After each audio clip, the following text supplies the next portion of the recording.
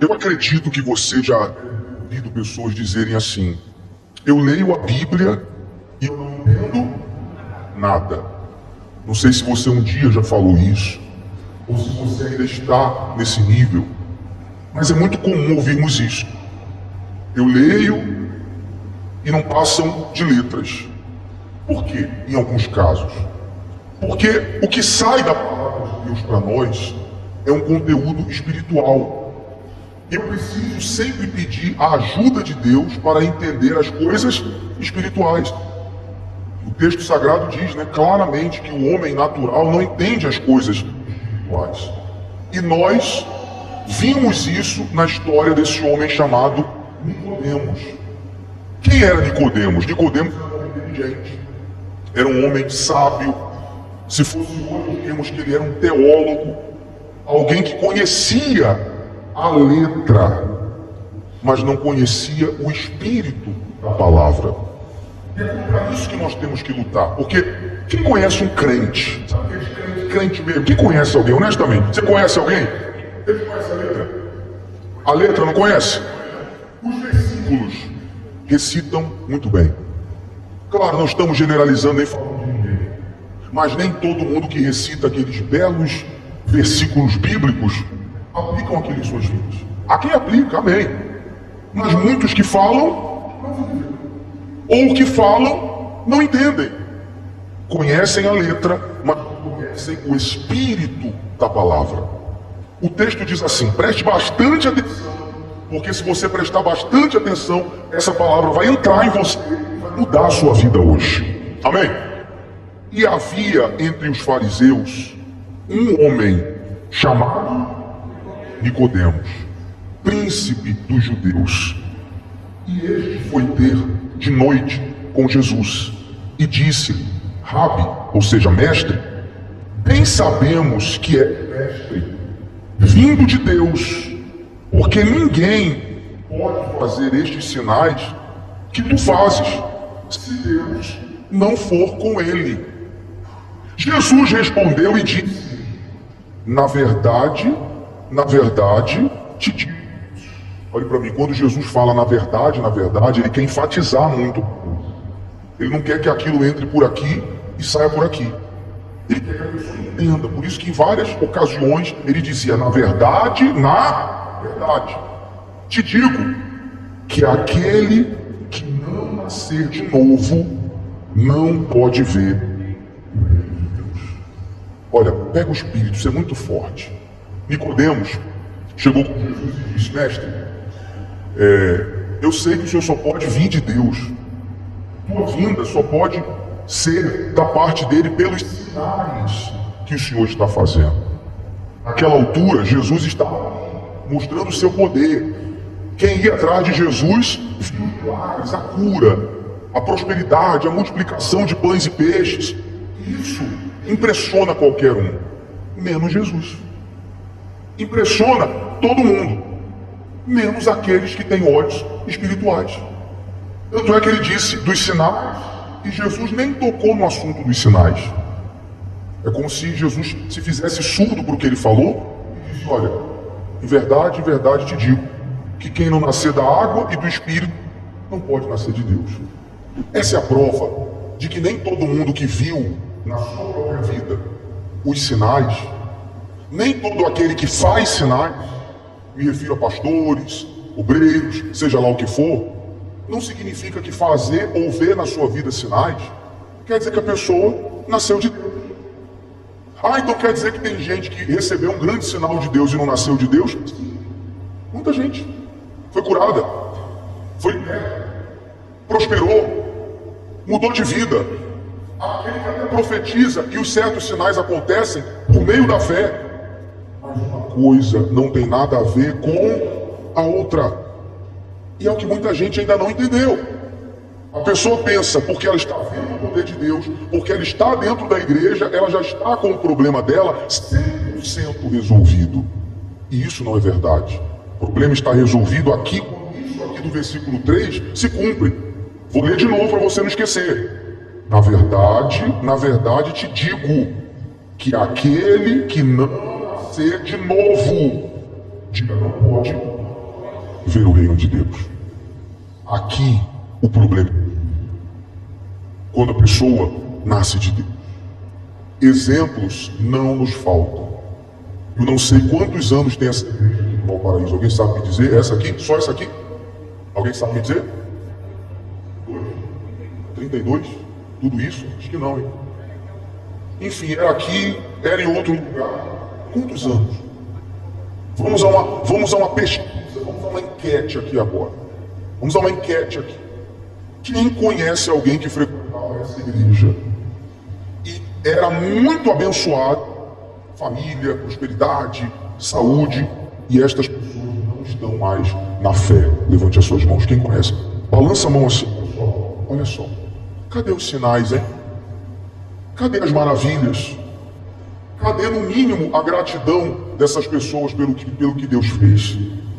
Sabe por que elas não estão mais aqui? Porque elas viram os sinais, mas não nasceram de Deus. Você lembra daqueles 10 leprosos que foram curados? Lembra disso? Olha, pessoal, você não tem ideia o que é uma pessoa leprosa. A carne toda fica podre. Hoje diz que já tem tratamento para lepra, naquela época não tinha. O leproso, ele ficava isolado de tudo e de todos, porque ele era uma doença contagiosa. Eles ficavam identificados com um sino no pescoço, para que quando eles chegassem, todo mundo os detectava e fugia. Era uma vida humilhante. O leproso, naturalmente, era mendigo. Vivia de doações, vivia passando fome. Os 10 foram curados. Você sabe o que é isso, gente? Quantos apenas voltaram para agradecer? Quantos? Quantos, pessoal? Mas quantos viram os sinais? Os 10. Leia depois lá o texto.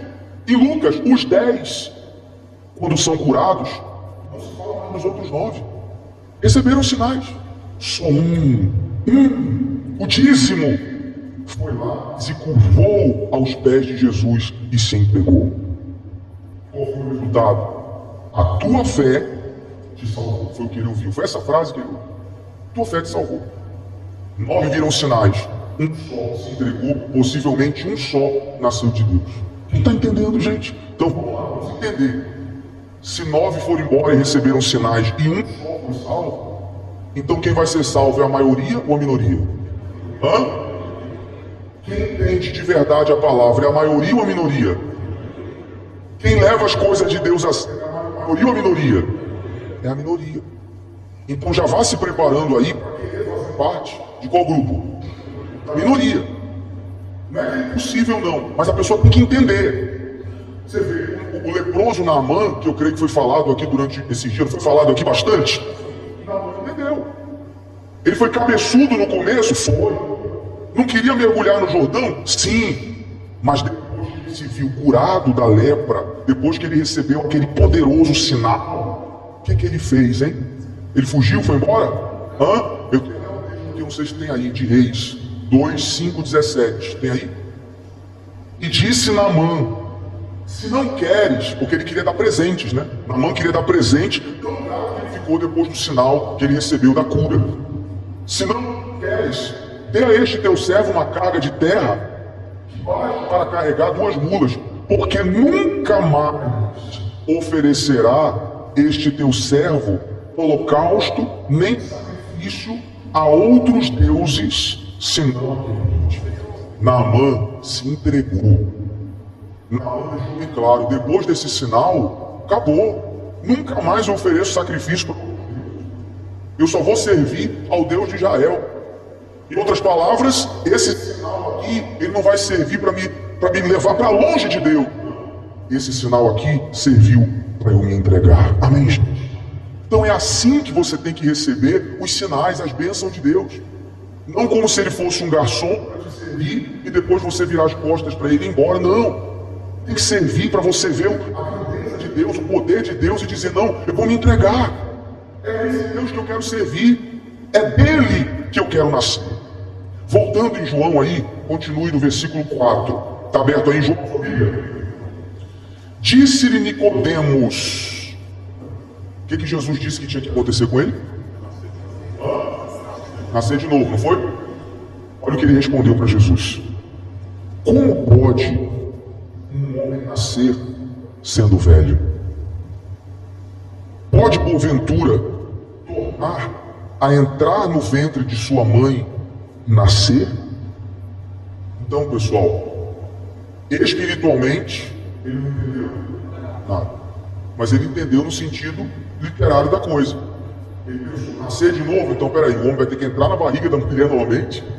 Ele tem que entrar sendo velho e nascer de novo. Ele entendeu ou não entendeu? Entendeu, do jeito dele. Não do jeito que Deus queria que ele entendesse. Veja se não é assim que acontece hoje quando falamos em nascer de Deus. Tem um grupo que entende? Sim. Mas tem outro grupo que entende do seu próprio jeito. Do seu próprio jeito. A gente fala, olha, a igreja tem que nascer de Deus. Aí a pessoa fala assim, não, verdade, eu já nasci de Deus. Já sabe por quê? Porque eu acredito muito em Deus. É isso, pessoal. É isso, gente. A pessoa diz assim, não, eu sou uma pessoa de muita fé. É isso, pessoal. Não, eu sou uma pessoa muito religiosa. Quem já ouviu isso, pessoal? É isso, pessoal. Muito pelo contrário, tem uma coisa que a gente não quer que você seja, é o quê? Mas é muito comum a gente ouvir isso. Você ouve isso por aí? Nós não queremos que você seja religioso. O religioso é cheio de vícios. O religioso é cheio de verdades que ele criou para si. Não. Você não pode querer ser religioso. Você tem que querer ser de Deus. Amém? De Deus. Mas é o que as pessoas dizem. Não, eu venho na igreja. Eu estou na igreja aqui domingo, quarta-feira, sexta-feira, tal dia. Como que eu não tenho o Espírito Santo? Como que eu não nasci de Deus? É muito além disso. A pessoa, quando ela nasce de Deus, ela tem que morrer no mundo. Veja que ele disse, tem que nascer, versículo 5. Jesus respondeu, na verdade, mais uma vez, ó, na verdade, que aquele que não nascer da água e do Espírito não pode entrar no reino de Deus. O que é nascido da carne é carne, e o que é nascido do Espírito é Espírito. Quantas maravilhas de ter dito, necessário vos é nascer de novo. Então Jesus deixou bem claro o que era nascer de Deus. Nascer da água é o quê? Batismo nas águas. Só entrar na água e sair está resolvido. Não é isso? Tem que ter o verdadeiro. Quantos não entram na água e saem do mesmo jeito? Porque entram, porque o pastor insistiu, porque às vezes ficam com medo da palavra forte, mas não se arrependem. Então elas não nasceram da água. Ele diz, nascer da água e do Espírito. Não é uma coisa separada da outra. O que a gente vê hoje em dia? A pessoa se batiza nas águas e ela se acomoda. Não, já sou batizado nas águas, mas e o Espírito Santo? Passou já 1 ano, 2 anos, 3 anos, 4 anos, 5 anos, 10 anos, 15 anos. Eu conheço gente que tem 20 anos na igreja, mas ela não recebeu ainda o Espírito. Ainda não se cumpriu o que Jesus disse que tinha que se cumprir. Ele disse da água e do Espírito. É uma coisa junta, uma coisa conjugada. Vou dar um exemplo para você. Tem alguma Maria aqui nessa reunião? Deve ter várias, né? 1, 2, eu só preciso de 2 para dar um exemplo. Tem 7 Marias. Cadê? Quem são as Marias? A senhora é Maria do quê? Maria dos Anjos. Maria do quê? Maria Tatiane. Então se eu falar aqui, vem aqui na frente a Maria. Eu estou identificando quem é quem, pessoal? Porque para eu falar com aquela ali, eu tenho que falar Maria Tatiane. Senão eu vou com todas as outras Marias. Para eu falar com essa aqui, tem que ser a Maria dos Anjos. Senão não é a Dona Maria. É qualquer uma Maria que está aqui. É o que acontece se não há o nascimento da água e do Espírito. A obra, ela fica incompleta. Aí é aquela pessoa que até recebe os sinais, as bênçãos, mas se ela não nasce de Deus, não morre para o mundo, ela pode até ficar um período na igreja, digamos que afastada das coisas erradas. Mais cedo ou mais tarde, ela vai voltar para o mundo, vai voltar para a velha criatura, porque ela não morreu. Quando a pessoa morre, o que acontece? A gente enterra. Quando coloca dentro do caixão e fecha a tampa do caixão, põe ali, joga a terra em cima. Tem como acontecer alguma coisa depois daquilo ali, gente? Porque morreu. Deus quer que você morra para esse mundo, para que você possa nascer nele. Mas é morrer mesmo. É você não ter mais expectativa nas coisas que aí fora as pessoas têm. As pessoas ainda têm expectativa de um mundo melhor. E a Bíblia diz que vai melhorar ou vai piorar? Vai piorar. As pessoas colocam as expectativas delas só nas coisas materiais. Só age assim, se comporta assim, quem não nasceu de Deus. Eu não quero dizer que a pessoa não vai mais se preocupar com nada da vida dela. Esse discurso aqui, pessoal, não quer dizer que você vai agir assim a partir de hoje. Então não quero mais saber de dinheiro, não quero mais saber da minha formação, não quero mais saber da minha família, não quero mais saber de ter uma casa nova, de ter roupa nova. É isso, gente. Não. Tudo isso você tem direito de ter. Só que o seu foco, a sua prioridade número 1, não está nessas coisas. Está nas coisas espirituais. Amém, pessoal? A pessoa pensa primeiro, como que está o meu relacionamento com Deus? Como é que está a saúde da minha alma? Como que está a saúde da minha vida espiritual? Quando ela diz, não está bem, eu estou na fé, eu já recebi o Espírito Santo, eu já sou uma nova criatura, aí ela aponta para essas outras coisas. Porque ela quer nascer de Deus. Quando ela não nasceu de Deus, quando ela ainda é carnal, ela inverte as posições. Ela primeiro quer o material para depois atentar para o espiritual. E isso nunca vai acontecer.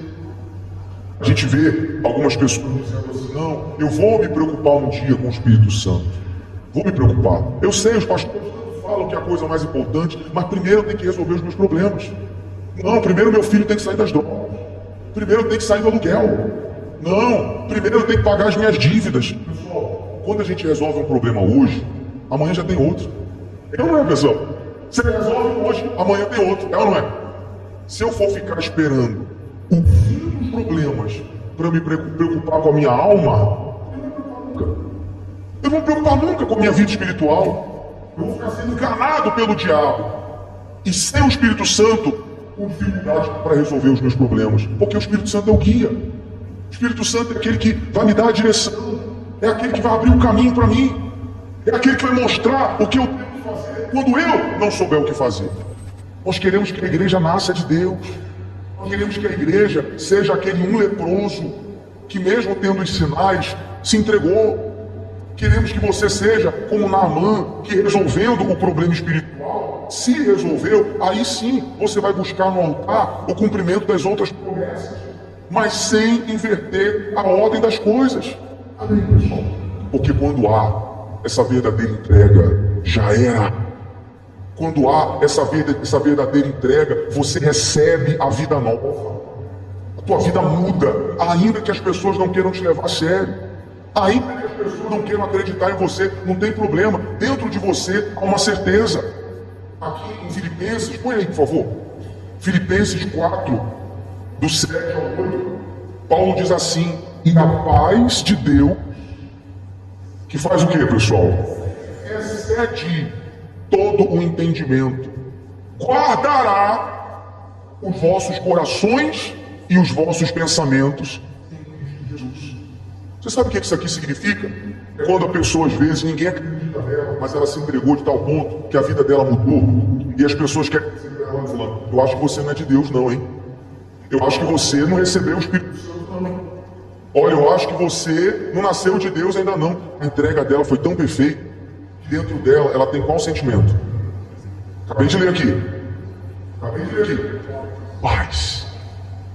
E essa paz é entendimento. As pessoas não entendem, mas a paz, dentro dela, é um carimbo, é uma assinatura de que realmente é de Deus. Amém, pessoal? Eu estava falando com o pastor Joel, vem cá, pastor Joel, aproxime-se aqui. É como se eu chegasse para o pastor Joel agora e falasse assim, pastor Joel, você não é de Deus. Você não tem o Espírito Santo. Tem. Por quê? Porque eu tenho paz, com certeza. Amém, pessoal? Eu quero convencer ele. Eu quero plantar uma dúvida nele. Deus, se ele, dentro dele, ele recebeu e se entregou, ele tem paz. E ninguém vai tirar isso dentro dele. Então, às vezes ele pode não saber explicar, mas a paz excede a explicação. A paz excede o entendimento. Amém, pessoal? Tem dinheiro que pague isso, pessoal? Não tem. Agora, isso vem com uma verdadeira entrega. A entrega para receber essa paz que excede o entendimento, Essa vida nova, ela tem um preço que o dinheiro não paga. É quando você pega a sua vida 100% e coloca no altar. Quando você faz o que Jesus disse, nasce da água e do Espírito. Amém. Ah, é muito difícil, não é não? Não é não. Você já fez muita coisa difícil nessa vida. Desde que a sua vida velha entrou. Teve batismo nas águas domingo. Vai ter batismo novamente esse domingo. Aproveite a oportunidade para você nascer da água. Aproveite essa oportunidade para você afogar. Onde fica o batistério? Para você afogar ali, ó, a velha criatura. Afoga a velha criatura. Se a entrega for perfeita, você vai nascer de Deus.